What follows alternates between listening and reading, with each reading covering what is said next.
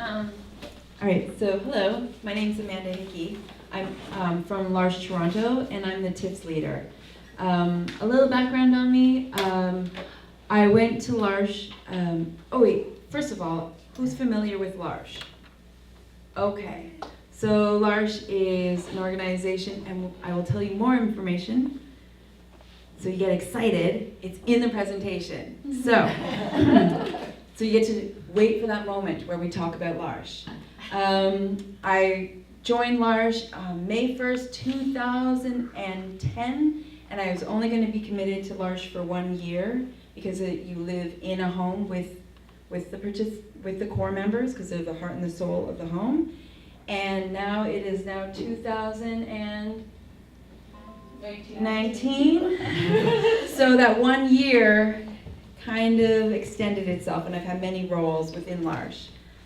So I'm going to pass it on to Danielle. We have two mics. Hi, my name's Danielle, and I am a coach at TIFFS. I've been involved with Large for over 10 years now, and like Amanda, I only came for 3 months, and yeah, it's kind of extended over time.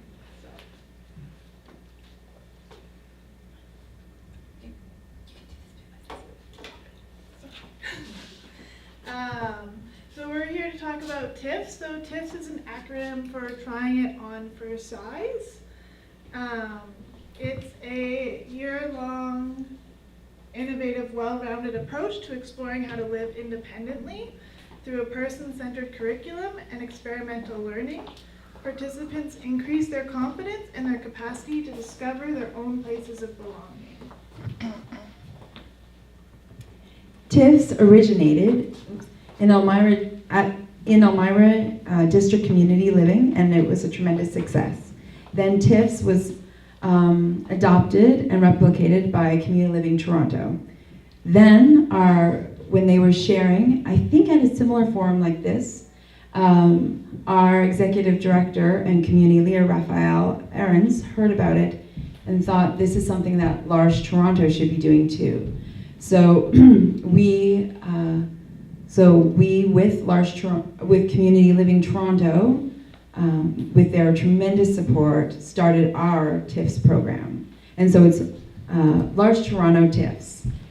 So also, the reason why we wanted to have the program, to also have our version of the program at Large Toronto, was because we want to infuse it with Large values. So, what is Large?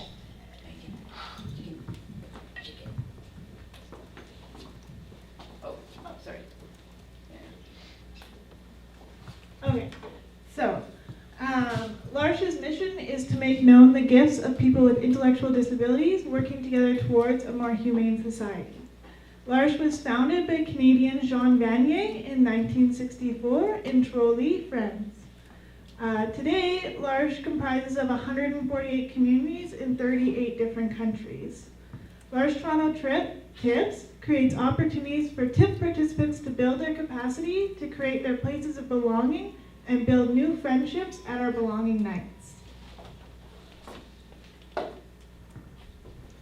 How does Large Toronto TIFFS work? Large Toronto TIFFS teaches life skills. Life skills, if we think about life skills, it's a broad and all-encompassing term. We define life skills as a skill that is necessary or desirable for full participation in everyday life. Large Toronto TIFFS believes that life skills go beyond the house. It's not just making Rice Krispies in the kitchen. It goes beyond that. It's about making connections with people. It's about going on the TTC. It's about finding that job. It's about connecting with people. It's about maintaining your home. So life skills is such a massive term that we try to tackle at Large TIFFS.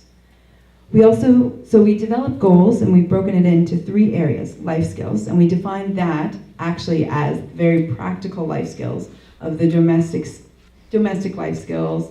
Then we also have a goal, and belonging. And we define belonging as the place where you are known, the place where you feel good, where you feel happy. And you have friendships. And then we also define, and then community goals. Community goals are defined by being out in the community doing things like taking the TTC, like going to the grocery store, like going to the movies with your friends, which slightly is like belonging and community, but we develop goals with the participants throughout the program in those 3 areas. So their life skills, belonging, and community. And continually add to those goals. So we don't just have 3 goals. Every time they reach one goal, it goes to the next goal, it goes to the next goal. So I'll tell you how the program runs. So your first month at Large Toronto TIFFS, participants receive 9 hours of one-to-one coaching for 3 hours. And then, but in that time, we take because Large, we believe very much in relationship building. So it's really important for us to know who the participant is. So we take that time and really get to know who they are, what they like, how they like to learn. And so the first month is really easy because it's really important that participants come to the program wanting to come to the program. If they come and immediately we place demands on somebody, how does that empower them? How does that make them, encourage them to learn? So the first month, it's we follow their lead, we get to know them in a really great way. We do have our own Large Toronto TIFFS orientation. That's about learning the neighborhood, learning the house, learning about Large. And then we do talk about, because it's so important, Your Rights by Quam, which we talk about throughout the year, because I think it's so important for our participants, because the idea is for them to want to go, when they're living on their own, they have to be their own advocates. So that's why we start that right away. Like just talking about what your rights are, and we take each day, or each coaching session, we go through like, this is the right to privacy, what does that mean? So we play games, we're like, this is your room where you're staying, I'm walking in, have I denied your rights? Yes, this is your privacy. And like, I pretend to pick up their phone, what's this? Your privacy. So we really, really work on that so that they can build up that advocacy role. And then we also, again, talk about consent too, like right from the beginning, mixed in with the fun. Month 2, again, it's 9 hours of one-to-one coaching for 3 hours, and we begin to fill out the steps to independence. Now this is, are you familiar with Steps to Independence? So Steps to Independence is a guide, and it's broken into 7 sections. And if you'd like to know more about Steps to Independence, I have the book here and I can let you know. And so it's that we fill it out with the participant. Now, and from that we learn the areas where they need to learn and they need to improve. I always tell them when they're like, I don't know that. I'm like, yes, this is an opportunity for you to learn. And then we also, after we fill it out with the participant, because it's quite dense, we give it to the parents. And the reason why, and then they can choose, the participant can choose who else in their circle knows them really well to fill it out. But the reason why we don't sit down with the parents at a 3-hour meeting and fill it out with them is because then the parent will talk and the participant's voice will be lost. And if TIFFS is about, we stress, TIFFS is about you. It is about empowering you.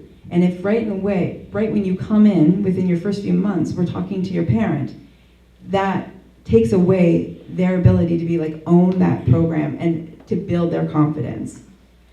Now, the one thing I will say, it's a bit tricky. Some parents have been excellent in filling out the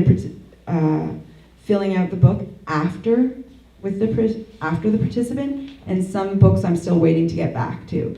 So we're about the Steps to Independence because it does give us such a good snapshot, but most of the time when they're in the program we can figure out too. So that isn't a perfect science yet, but I do believe very strongly in filling it out with the participant, then talking to the parents afterwards. And letting the participant, again, choose, do they want to be part of that conversation, or are they okay with us having that conversation? Because empowering and building that confidence And building advocacy, self-advocacy, is so key at TIFFS. And we, of course, cover safety in the kitchen in very fun ways. We play a game where I make the kitchen very unsafe. They love it. And they make the kitchen safe. And we do first aid, and then we have our first TIFFS belonging night. And Daniel, would you like to talk about our belonging nights? So we host belonging nights at the last Friday of every month, and it's for any current TIFF participants as well as those who have already graduated from the program. And as we said, belonging is so key to us, and it's a time for TIFF participants to come together and build those relationships with other participants. So we do activities like we go bowling, or we go to the Christmas market at the Distillery District. We just try and get out into the wider community and be present out there.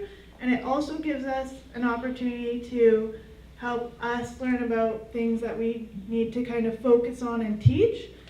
So an example is we've learned a lot about, talking about social media safety through these conversations that have occurred at belonging nights. Or teaching about how to host a party, right? So if you're gonna host the belonging night, how do we budget for that? What does it mean to be a host, You have to be present when you're a host. You can't just go off into your room and sit on your cell phone, but you have to be there for your guests. So it's an opportunity for us to kind of learn where people need to or grow, as well as a time for them to kind of build relationship and find places of belonging and explore the city. And maybe that's going to show them what kind of opportunities they can engage in once they move out and live independently as well.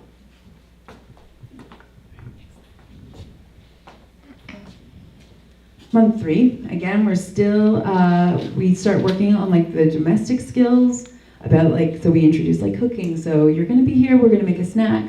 And then we also talk about health and nutrition. And we follow the Canadian Food Guide, and we also talk about portion control, but in a nice, fun, gentle way. Because again, I can't stress this enough, is that we really, at TIFFS, we scaffold the learning. So we give a piece of information, which we will give more later on, instead of bombarding someone with information. And I know it's amazing, some parents have been like, oh no, they completely know that. But then practicing it by themselves without prompts, that's what we strive for. So that's why we continually go on this. Because for health and nutrition, it's great when at the end of the program, they're making their meal plan and they're ensuring that they have veggies, they have their grain, they have their meats, or if they've chosen to be vegan or vegetarian, that is covered properly. And we practice safety drills at TIFFS. So they're of course, the fire drills. I have had people that they don't know knock on the door and see how they handle it, to make sure that they don't answer the door and that they do carry out the procedures that we talked about if a strange person comes to your door. And then again, the belonging nights. And so the month 4 is when things start ramping up. Participants receive 18 hours of one-to-one coaching over 2 single night overnight stays at the TIFFS apartment. And there is someone there with the participant for their first overnight. And if they need it, the second overnight too. And again, the first overnight is, everything is wonderful. You want to feel empowered, we do a special activity with the individual. And health and nutrition goes a little bit in the backside. If it's making your own pizza, buying your own pot, but going to the store to buy your pot, and we talk about saving receipts, but we're not going to talk about budgeting.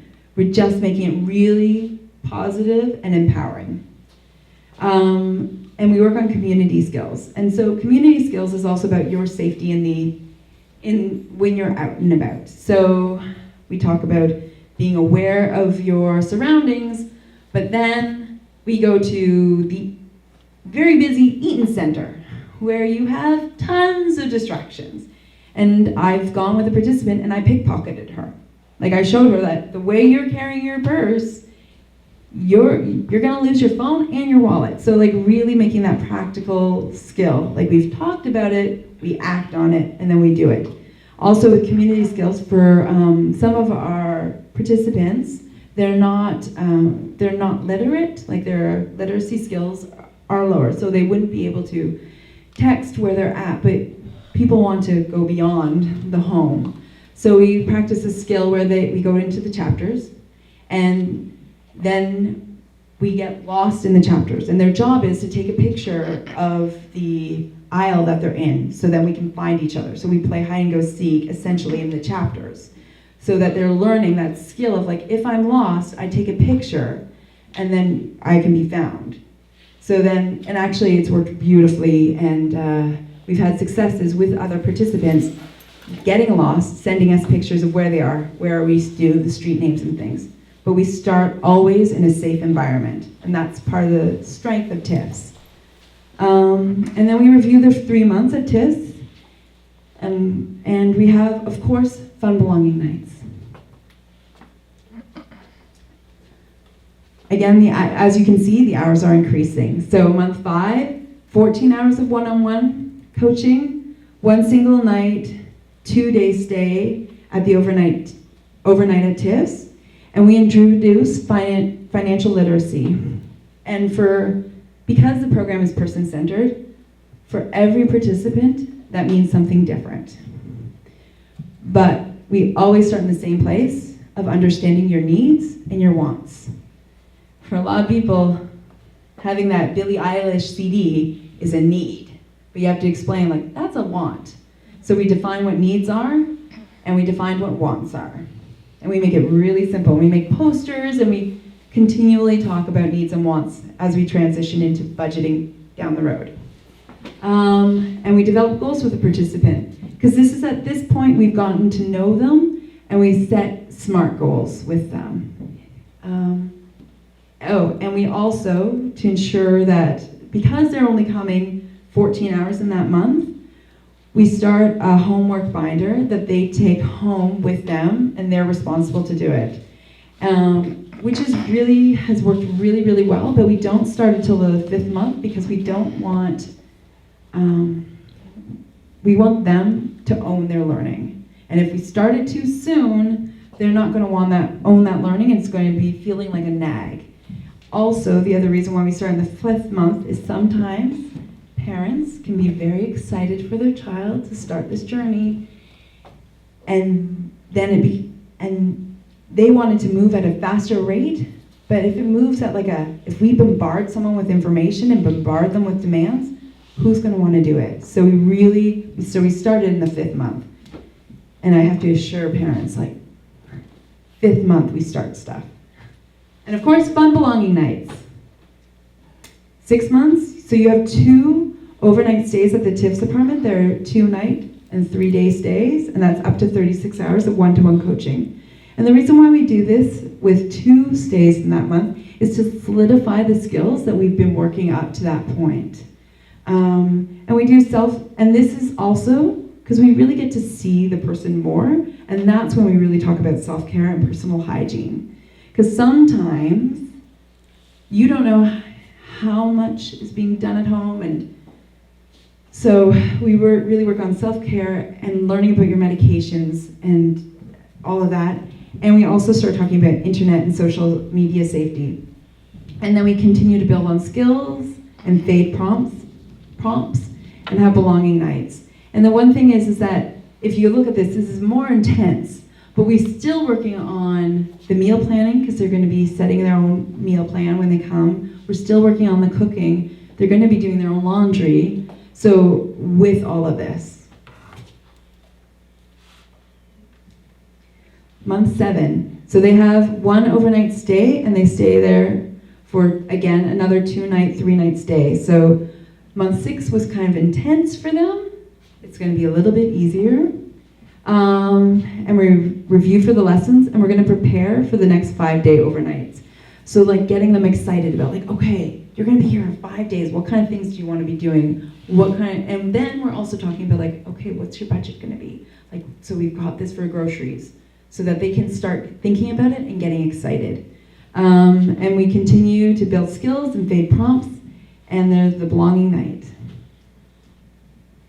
And then in month 8, at Large Toronto TIFFS, they have a one-night overnight stay for like the full week. So it's 4 nights, and 5 days. And again, we continue to build skills and fade prompts and develop a belonging goal. But also something that's really exciting that's happened, because we really believe in, for TIFFS, it's about experiential learning. And for some participants, they came to the program and they didn't have many other things. So being fully aware that the participants, when they're not with us, they're at home. So we wanted to create job opportunities to, again, build that independence. So, and we've made some really great, exciting community connections. One with Karen Wingrove at Wingrove Massage Therapy Clinic. And what the job is that Vinny, our TIP participant, he would go there, pick up the laundry. Now, he is someone who didn't know the TTC before he joined, and he didn't know about texting and things, and so he's learned those skills. He goes to there independently, picks up the laundry, he does it at a laundromat, and then he gets a $25 stipend pay, which is actually more than minimum wage, so that's really great. And then the other thing for another participant, Caitlin, we made a community connection with an amazing coffee shop. So if you're around Gerrard Street, please go. It's excellent. Elvie and Flo, and she works there. Her dream is to be a waitress, and that's what she's doing there at the coffee shop, and also busking.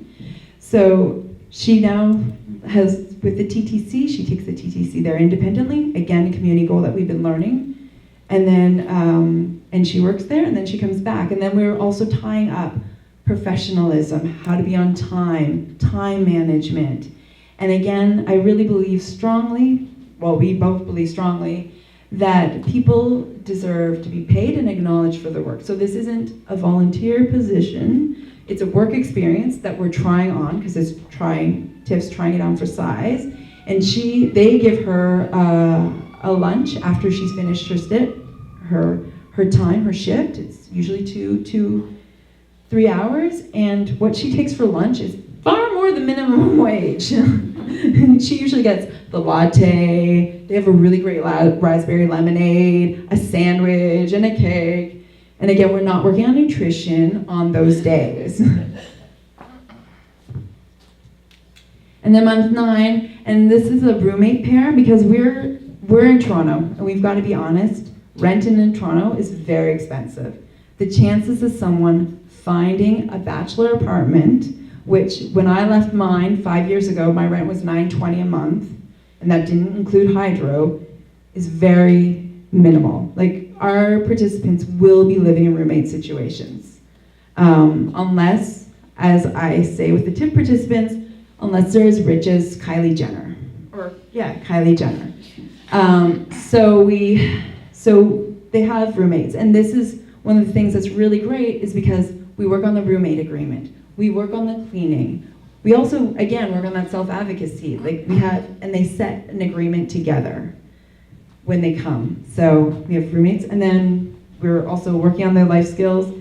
And then they host a dinner party, and it's their choice for their friends or family, and we just had one, and the parents were so thrilled. I left. I was like, the parents were like, I'm like, no, they did all of this. I'm leaving. And their parents were they texted me right away. They were so proud. They couldn't believe it. It was a really great moment for the participants also to show everything that they're learning. And then month 10, Large Toronto TIFFS. So we are in the Regent Park area, so we do utilize the amazing not amenities. Facilities, thank you. So this is Rachel, one of our participants, at one of the art nights. They have this wonderful drop-in art class that you can go to. And again, month 10, you have your 1 night overnight stay. It's for 4 nights, 5 days, 30 hours of one-to-one coaching. And this is when we start something called about your taking charge of your healthcare. And we create a health binder. Now, this hasn't been, because our program is person-centered, this is an outline of what we strive to reach for the participant, but not all participants are going to be in the position to do that. But if a participant is able to do that, we start doing this health binder. And then you continue to work on your life skill goals, and of course, the belonging night. And then you have your one night stay at, again, TIFFS, and then begin creating your TIFFS presentation to share to Large Toronto at our community meeting. And so this is a moment for them to own it, own everything that they've learned, and really show the pictures, and it's a PowerPoint, and it's been very successful. And then again, always working on our goals. We've been working on everything else that we've been working on. We're also working on the healthcare. And also I encourage parents that if their child has an upcoming dental appointment, because those are, let them schedule that. Like, so that they're getting that practice of scheduling their doctor's appointments. And then, month 12. So it's, you have your 5-day stay, up to 30 hours of one-to-one coaching. You give your presentation. This is Vinny and I giving his presentation. You receive a certificate of completion. And our belonging night is celebration of their achievements. So it's kind of like their graduation party, but it's also we take a moment to really celebrate them. And one of the traditions within L'Arche is always, we call it passing the candle. So we talk about someone's gifts and what they bring at someone's birthday, because we believe that every person is a gift. And so what we do at TIFFS is we pass the candle. Last time we didn't have a candle, we had to use a plant, but it was still very beautiful and meaningful.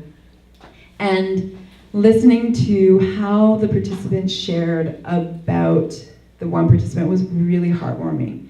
So it's also a great way to see that they are creating their places of belonging with other people in the program.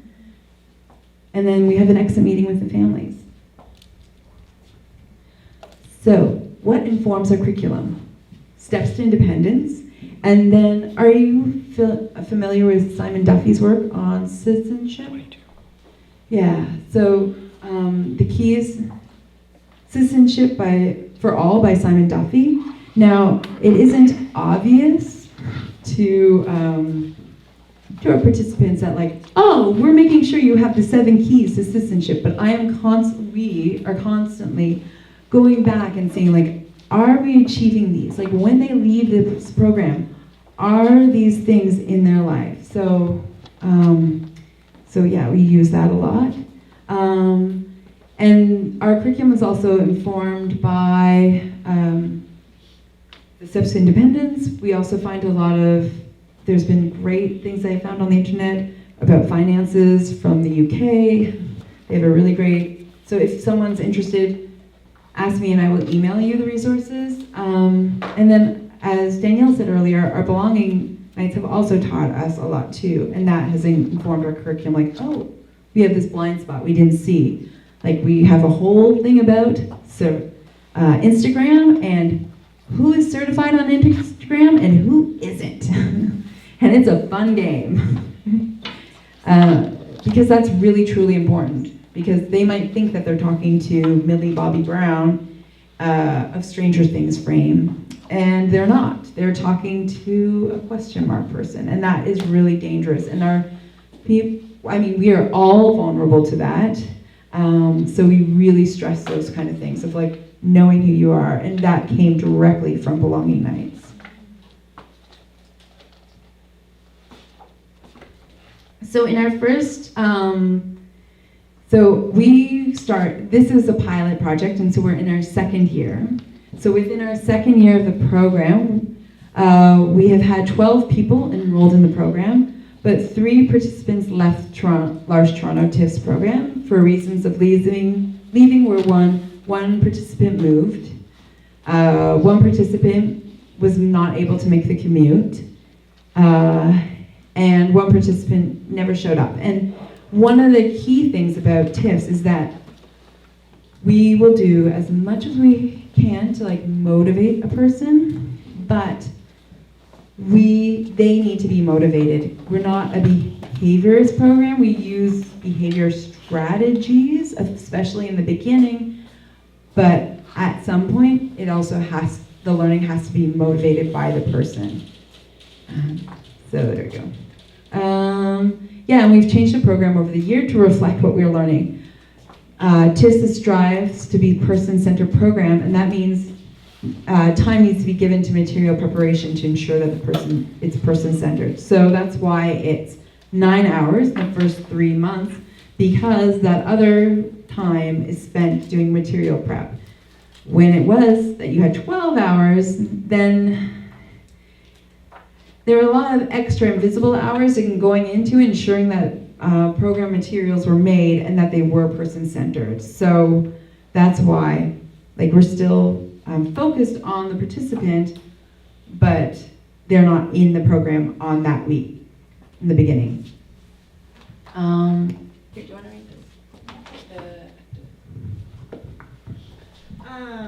So some participants joined TIFFS with a very active schedule, and some participants only were committed to the TIFFS. They had no work experience, so we were able to find the work experience, right? We were talking about LV and flow, as well as wind growth massage therapy. And this was an effective way to bring the lessons they were learning to TIFFS. Large Toronto, TIFFS participants are I'm just rereading what I just said. Our belonging nights have taught us a lot too and informed our curriculum. We now teach cell phone etiquette, right? So cell phones are a great resource, but they can also be really tricky, right? You can text people at all times of the day and all times of the night, but realizing that maybe we only need to text people during daytime hours, or you only text once and you wait for that reply, so kind of learning those skills. We also introduced a unit on internet and social media safety as a result from our learnings, as we were saying. Another thing that we did for our belonging nights is also setting agreements with all the TIFF participants. Like, this is how we want to come to this space. And you'll see it in our slideshow after, but it was really great. So this is just some of the feedback that we've received from the parents of the participants at TIFFS.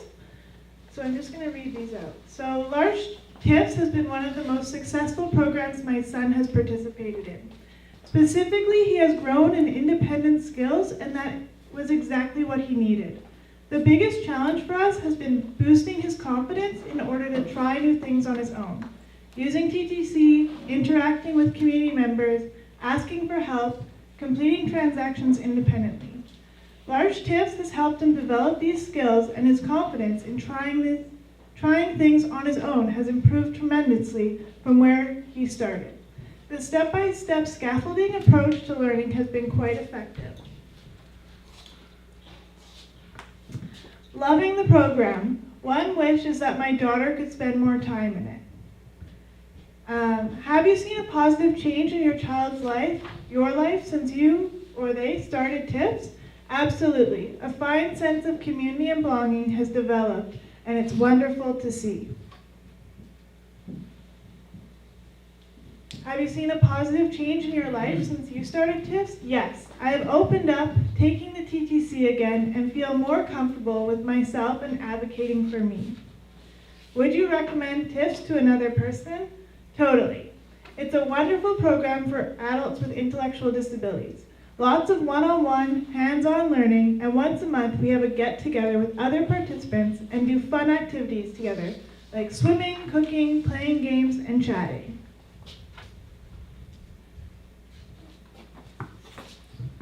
But not everything is always perfect. So one of the things I also asked the parents was areas that they would like improvements. And one of the things that the parents said is about the communication. Because it's person-centered, because it's about the TIFF participant, they're all over 18, so they choose what is communicated to the parents. And that, for some parents, has been tricky. And so trying to figure out, because we have to be really honest and recognize it's the parents that have that passport funding to spend for their child. So again, it's why we don't send the homework binder right away in the beginning, because if we do, TIFFS won't, large strong TIFFS won't be about learning on your own, it'll be about nagging, and that's the last thing that we want. So again, trying to work between what we share with parents and what we communicate with parents and empowering the individual. So what we do have a form where the participants shares, I have them identify how much I can share. But still, that's still tricky because I believe in consent is ongoing, so always checking in with them. And so we're trying to figure out a way to improve that too. And also letting the parents know that your child's with us for 5 days, they've only want to share with you the picture of them making that meal. So that is an area of improvement that we need to make, and we need to figure out how to utilize that and how to bridge what they're learning at TIFFS at home with the parents to keep it consistent, but also about the participant and their leading their learning.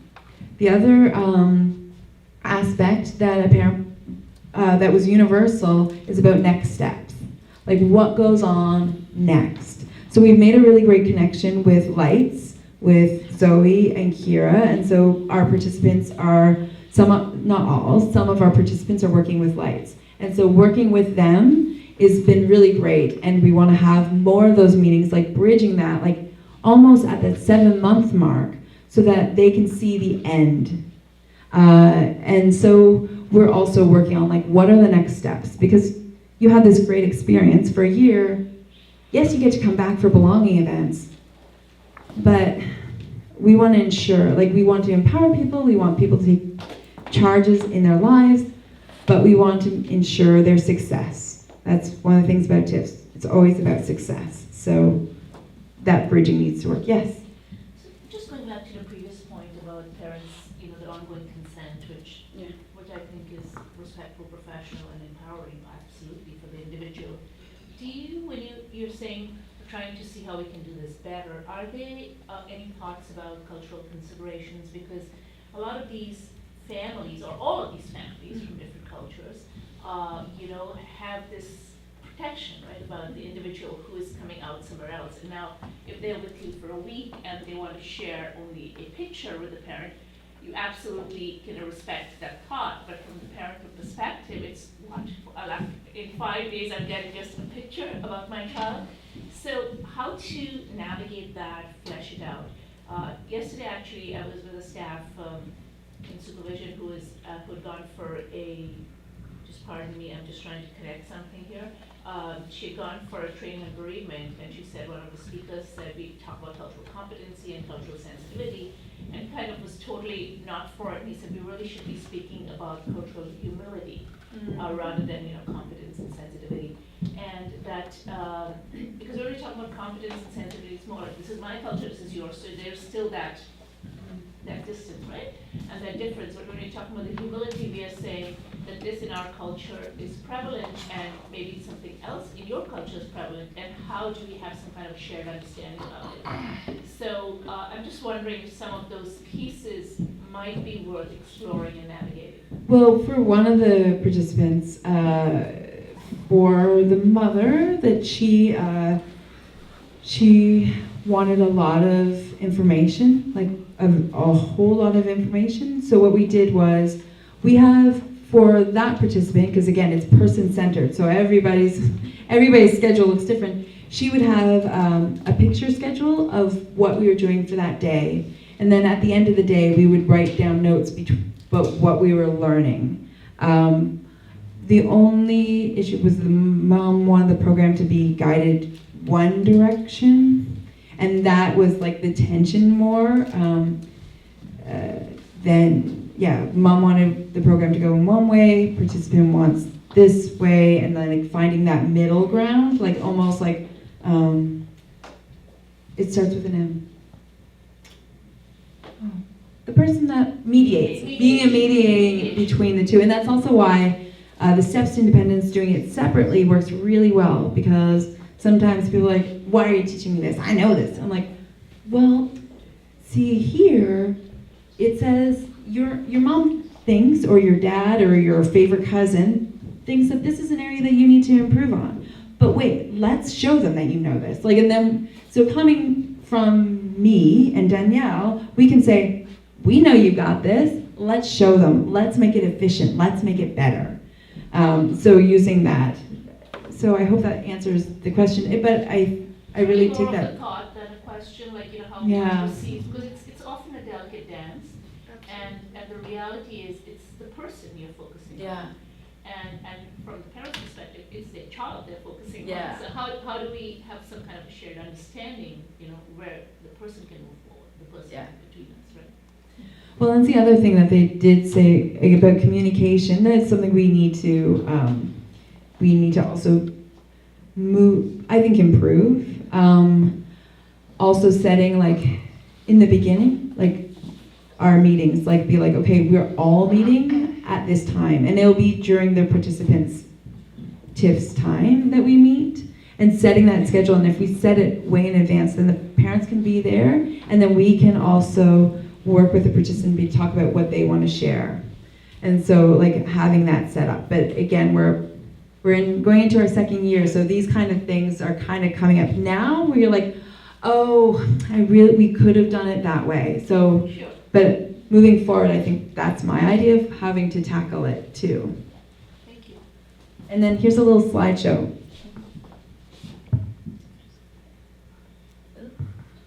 All right, so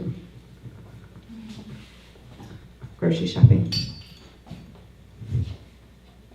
we expecting sound? We don't need sound, we can talk through it.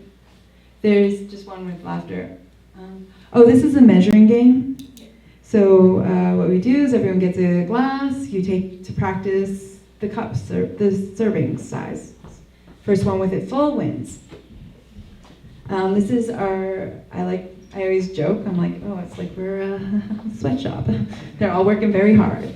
This is also the check-ins. We do, when they're doing the overnight stays, love FaceTime. Then you can see them, they can call you, like, need something? Oh, this was just a big deal. This was the first time he made, like, eggs completely on his own, everything done. And it's another thing we really stress is that I firmly believe that a person doesn't have a skill if you're there prompting them through it, or if you're getting the eggs there perfectly. So by the end, I'm just standing back watching. And then another fun thing about this is that then we showed this video to other participants, and then he got to share his learning. And then the other thing that we do when learning recipes, and after they've covered all the safety, is we make the recipe with them. We take the pictures so that then they have a picture step-by-step guide of it. And then from there, we videotape them cooking it. So then the next time they cook it, they're watching themselves cook it, and so it's teaching themselves. But it does kind of annoy them a little bit, because then they're eating the same thing 3 times. That was out for a birthday. This is another belonging night. We are out at the distillery for the Lights Festival. And again, some parents were concerned at them being out at night, at late. But this is one thing that we have to really, going out at night, when people live on their own, they're not going to stay in their places until it gets light again. You're going to have to learn about safety at night. And you're going to want to go out at night. You're an adult. So, yeah. But you do have to follow your budget. So that's the one thing. We always go, ma, we all have budgets. And this is just a large activity.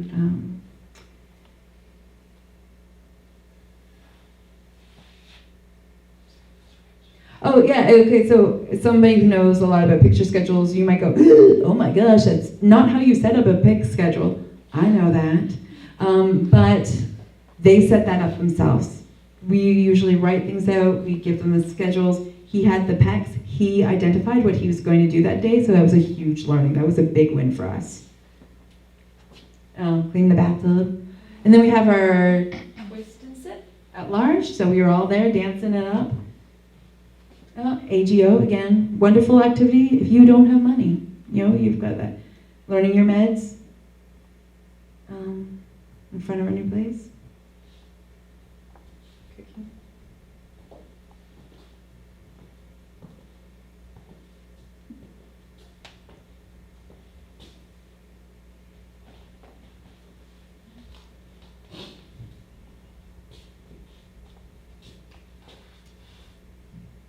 Oh yeah, more dancing. And then the and going to things like we love karaoke. And there you go, that's it. And so Vim was our first graduate from our program, and we continually are graduating more, so it's very exciting.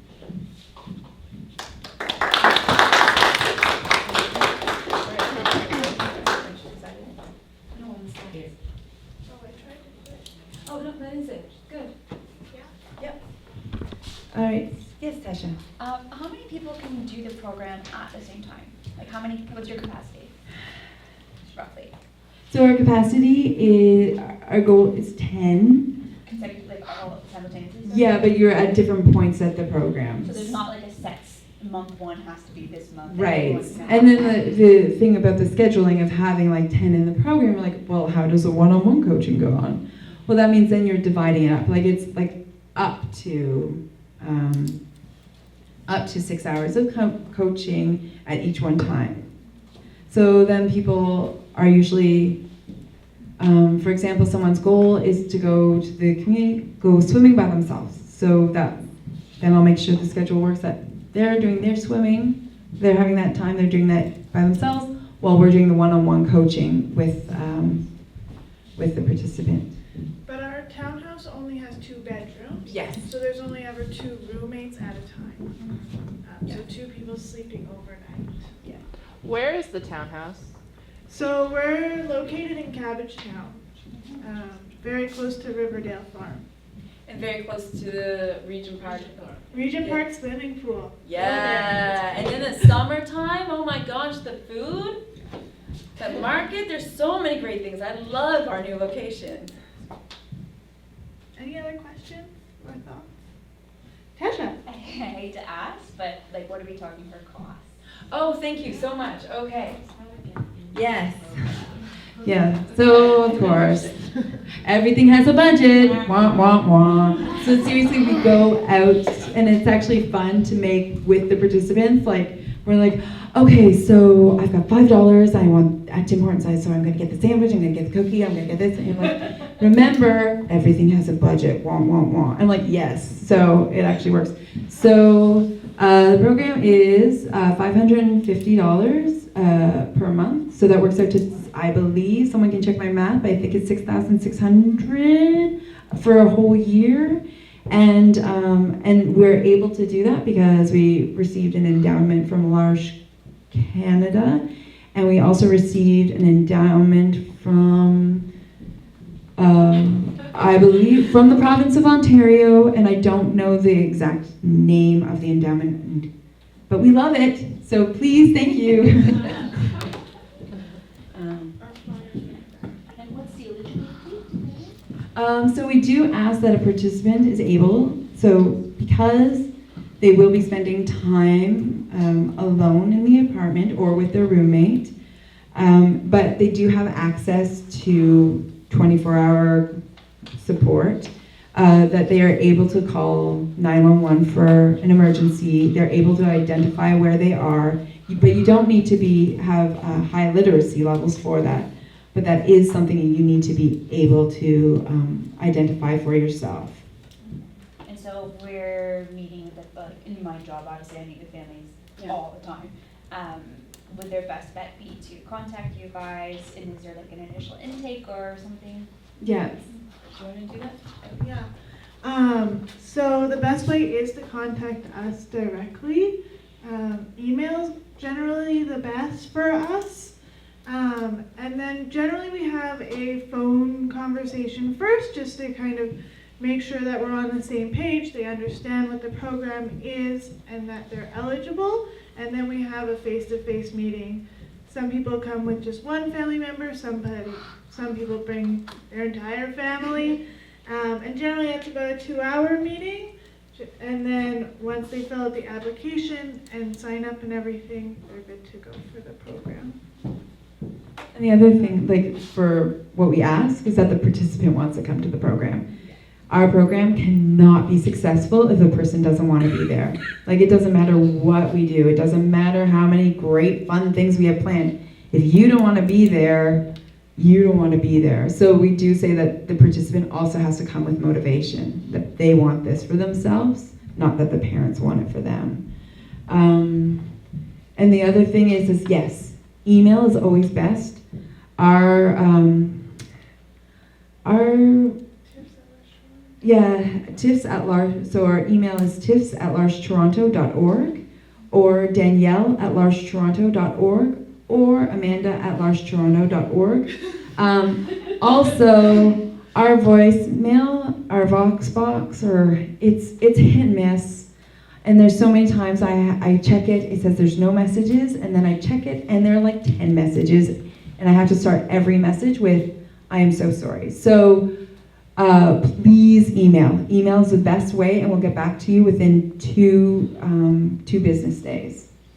This is more of a comment, Yeah. but when I'm meeting with families, and there might be some differences and, son, daughter feel that, this is something they want to pursue. Maybe parents feel like, oh, we don't know where to start. We're not sure they have the skills. I talk about TIFFS all the time, and I've seen a lot of individuals that have had some really great success. And it's also great at getting parents and sons and daughters kind of on the same page, right? Mm-hmm. So, I talk about it a lot, and it's great for those parents that are saying, like, I need to start, but I don't know where to start. So that's my comment. Great work. Yeah. I don't know if you mentioned this already, and I apologize if you did, but when someone's in the program and they're doing the overnight stays and the week-long stays, if they're like in a day program or a placement or something, do you sort of accommodate and encourage them to continue doing that throughout the week and support them to do it from the townhouse, or? So we do our best to accommodate people's regular schedules. And if it's a day program, then people can, take their wheel-trans or take the TTC from our townhouse to their program and then come home, and their coaching would be afterwards. But because they only come for 1 week during the month, there may be a time where we ask you to miss 1 day of your day program, right? It's not that you'd be missing an entire month, or, we never want people to leave something that they've already started. We know that it's really hard to get into good day programs. It's hard to find good work placements. It's hard to find volunteer placements, so we never want people to drop out, because we know that places of belonging, are so important. So we do our best to accommodate, but sometimes we may ask if they skip 1 day out of an entire month. Yeah, and to add to that, it also mimics what their life would be like if they were living out on their own, like getting ready to go to work, going, and that time management skills too. So, and we always say we want TIFFS to be an add-on, not to just take away. Any other questions? Oh, we're having an open house? We are having an open house the second Saturday in November, and from 2 to 5. And if you're interested, we're going to send out, we're going to do it by Evites. I was going to make flyers, but I don't want flyers with our apartment, because there are TIFF participants there, to be out and about. So then we will then disclose, if somebody says, yes, I want to come to that, then we'll disclose our address and things like that. There's a sign-up sheet at the Yeah. back if you'd like information about our open house. And there's a ton of information about TIFFS as well as Large Toronto on the back table as well. So And flyers. take everything. I guess that's it. Thank you.